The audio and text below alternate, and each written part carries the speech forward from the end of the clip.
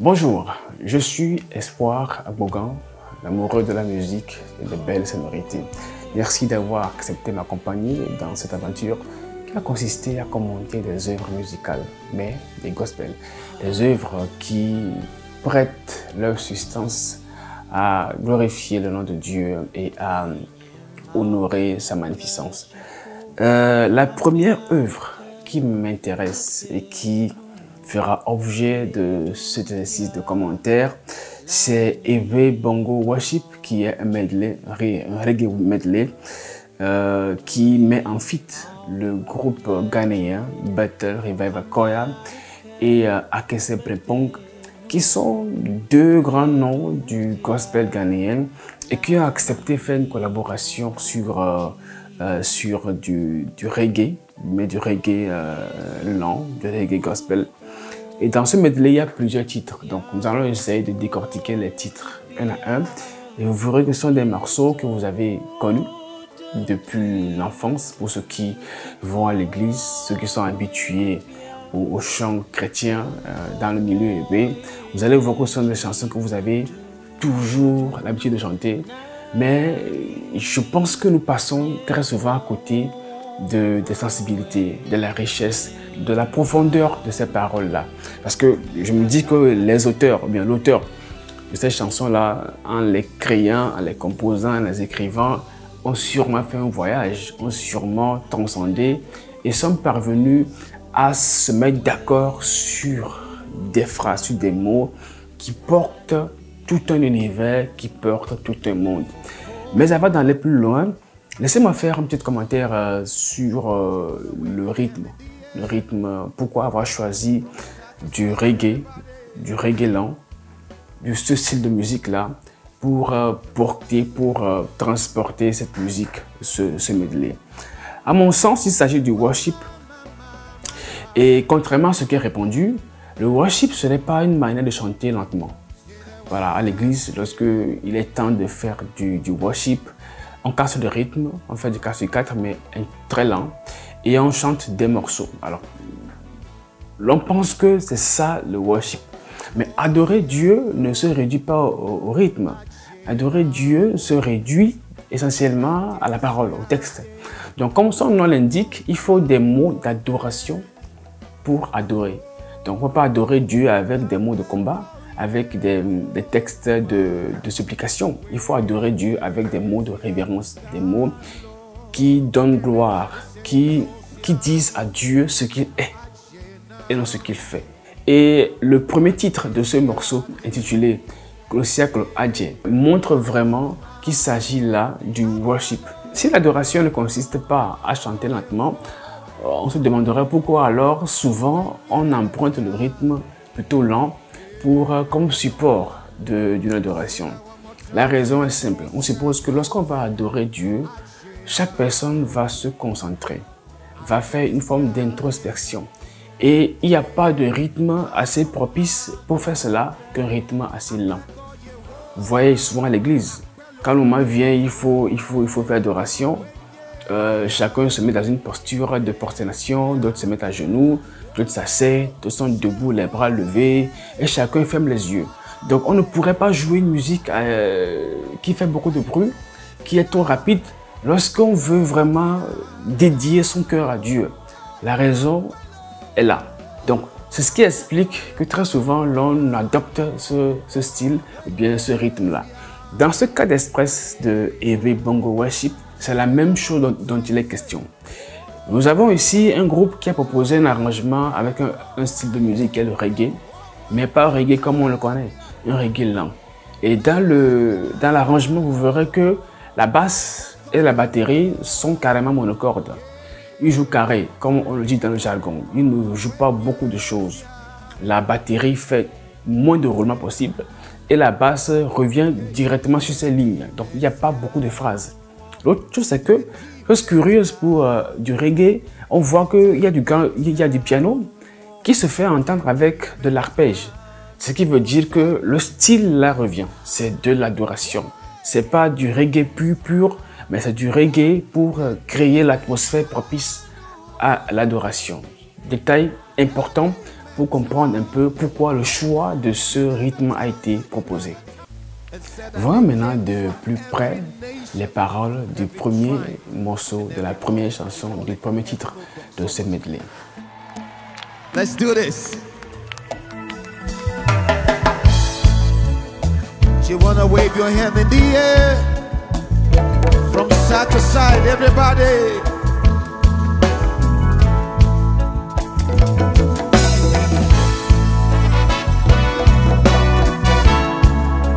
Oh my, my, my, my, my. Say that one more time, say.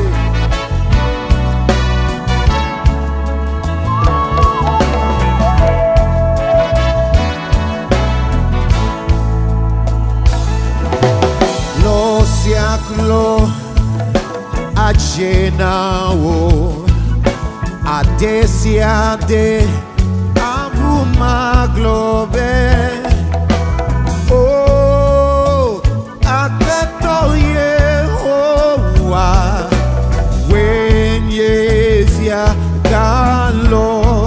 Everybody say Glosia. Nous allons souligner la première phrase. Glosia klo adje. Adesiade Awemebe Yehowa Wenyifiagan. En français, vous savez, ça veut dire tout genou fléchira, toute langue confessera que Dieu est le grand roi ou bien Dieu est Seigneur. C'est un texte qui revient très souvent dans les chansons gospel et durant les prédications. Les pasteurs ont souvent tendance à affirmer, à sortir une telle déclaration pour appuyer leurs propos, pour appuyer très souvent leurs invectives, pour appuyer le fait que Dieu est souverain.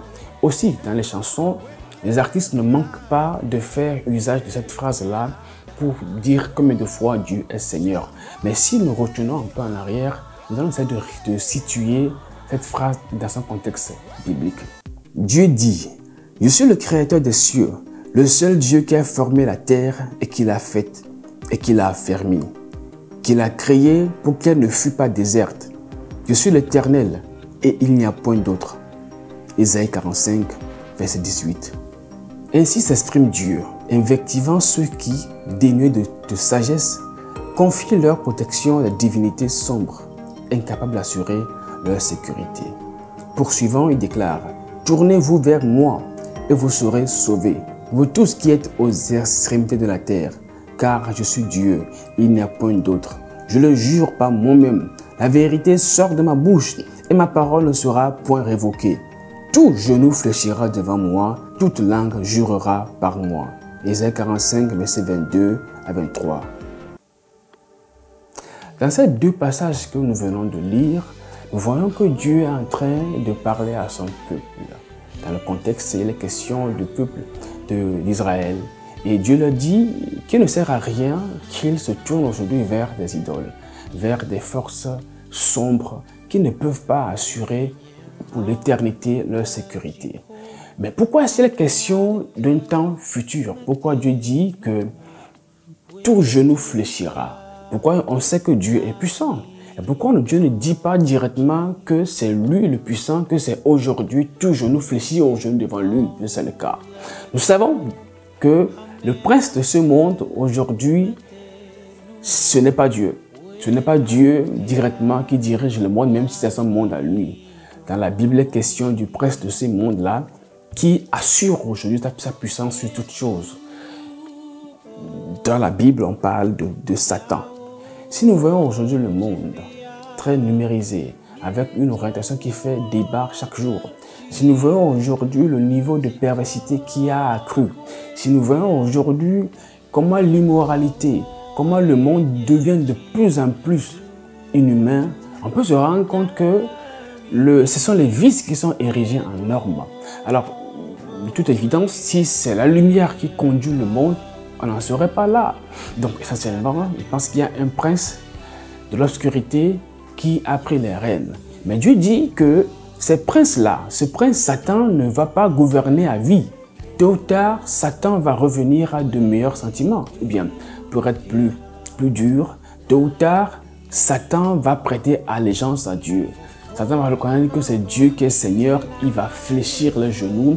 Il va confesser avec ses démons que c'est Dieu qui est le vrai roi. Alors, la première phrase de ce morceau nous interpelle. Il dit, il ne sert à rien aujourd'hui de courir après des choses vaines, des puissances inutiles, des puissances qui finiront par prêter allégeance à Dieu. Et Dieu dit que c'est lui qui a créé le monde, c'est lui qui a fait toutes choses, c'est lui qui a créé l'univers et tout le monde lui doit cela. La patience de Dieu aujourd'hui nous laisse le choix de prendre une décision, de savoir de quel côté nous allons nous ranger. Est-ce qu'il faut aller du côté de l'obscurité, pensant que, comme le monde est aujourd'hui obscur, pensant que le monde sera toujours sur les ténèbres? Non, non, ce n'est pas le cas. Donc, ce que je déduis de cette première phrase, de ce premier vers, c'est que nous sommes interpellés à revisiter un peu nos choix aujourd'hui, à ne pas suivre la tendance, à ne pas suivre le monde, à revisiter nos croyances, à savoir ce qui est bien, ce qui est juste, ce qui honore Dieu, ce qui respecte les principes de Dieu et savoir comment nous aligner sur ces préceptes-là. Nous allons maintenant nous tourner vers le Nouveau Testament et voir comment cette phrase a été utilisée. C'est pourquoi Dieu l'a souverainement élevé et lui a donné le nom qui est au-dessus de tout nom, afin qu'au nom de Jésus, tout genou fléchisse, dans les cieux et sur la terre et sous la terre, et que toute langue confesse que Jésus-Christ est Seigneur à la gloire de Dieu le Père. Philippiens 2, du verset 9 au verset 11. Nous voyons ici clairement comment cette phrase « tout genou fléchira » a été utilisée pour une seconde fois. Maintenant, il y a la question de Jésus-Christ, dont l'autorité a été donnée, accordée par Dieu, puisque c'est lui le Fils qui est venu mourir pour nos péchés. Il a été élevé en roi. Et Dieu lui cède maintenant ses prérogatives. Dieu dit que en son nom, tout genou fléchira, toute langue confessera que Dieu, Jésus est Seigneur. Mais Jésus ne va pas s'auto-proclamer puisqu'il est parti. Il nous donne la puissance aujourd'hui de faire la même affirmation. Donc indirectement, Dieu partage ses prérogatives avec nous, les humains. Il est question de nous qui pouvons aujourd'hui, comme Dieu, dire « tout genou fléchira ». Nous devenons ici des co-gestionnaires du monde. Nous devenons ici des personnes qui, croyant en la force supérieure de Jésus-Christ, croyant que Jésus-Christ a été érigé en roi et qui détient toutes les forces et les puissances, nous devenons des gens qui peuvent puiser de sa puissance pour faire injonction, pour imposer des choses au monde. Mais quand Dieu parle au futur, nous ne pourrons parler au présent comme une promesse. Une promesse a été faite qu'en son nom, au nom du Christ, Sauveur du monde, nous pouvons dire que tout genou peut fléchir.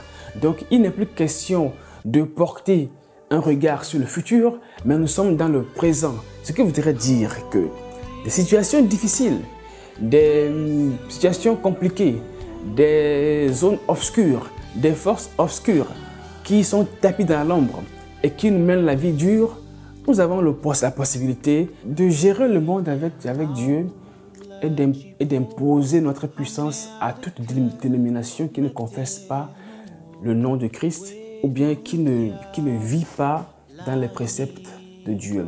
Nous avons l'honneur aujourd'hui de dire que tout genou fléchira, toute situation doit fléchir ici, maintenant et présentement.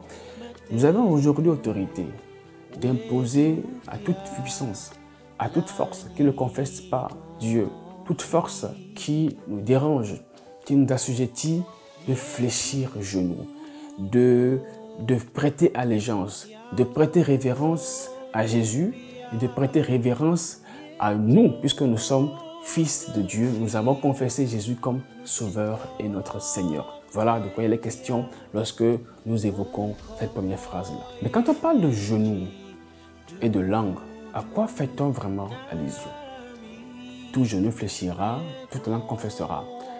Cette manière de personnifier nos membres est pleine de sens. Il n'est pas question de dire aux genoux de fléchir. Les genoux n'ont pas de sens, n'ont pas de volonté, ne sont pas des humains. Alors de quoi est-ce qu'il est question?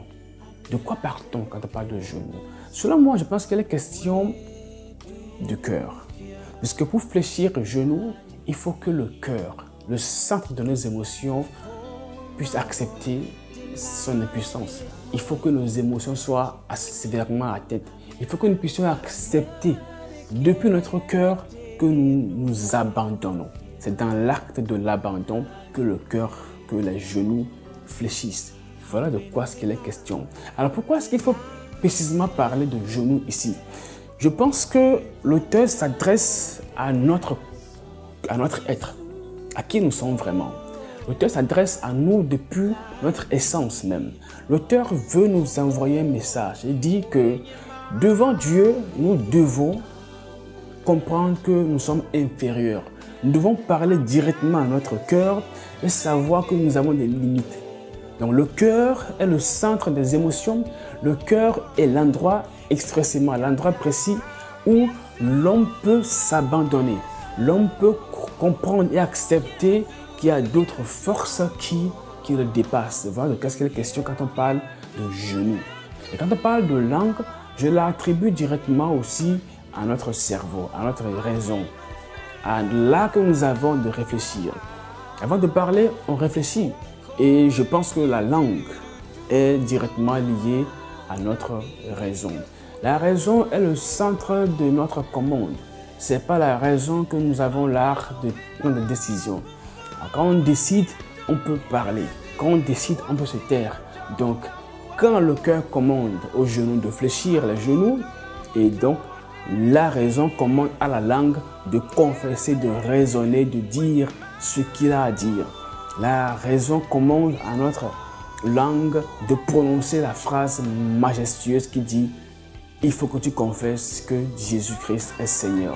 Ceci m'amène à rapidement faire un lien avec un mot qui était employé plus tard, « Afeto Yehowa ».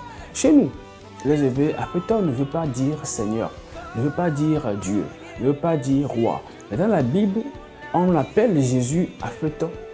Qu'est-ce que cela veut dire? Dans la Bible, on associe souvent le temple à l'homme. Le temple, c'est la maison. Le temple, c'est une construction. Donc, j'associe directement le temple à une maison. Et je rapproche le temple aussi à l'humain, puisque dans la Bible, il dit que vous êtes le temple du Saint-Esprit. Donc, je pense que quand on dit Afeto, on veut juste faire allusion à notre maison, à nous qui sommes la maison, qui sommes le temple.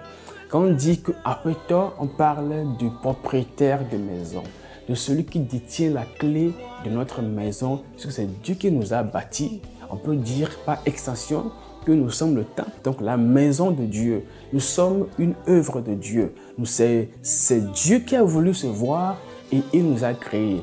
Donc c'est ce qui veut dire que lorsque on dit que toute langue confessera que Dieu est Seigneur, ça veut dire que nous devons soumettre notre volonté à la volonté de Dieu. Ça veut dire que nous devons soumettre notre cœur à la miséricorde de Dieu. Nous devons soumettre notre raison à la force de Dieu, afin que les deux soient liés et que les deux puissent vraiment se soumettre au Créateur, se soumettre à Dieu. Voici ce que je peux rapidement dire sur cette chanson-là. Vous voyez, comme vous le voyez, c'est juste deux phrases, mais qui sont riches de sens et on peut continuer par le développer. Donc, lorsque vous serez sur le point de chanter cette chanson, n'oubliez pas de prendre en compte toutes ces possibilités. De parler à votre être, de parler à votre cœur, de parler à votre raison, de penser qu'on peut aussi donner des invectives.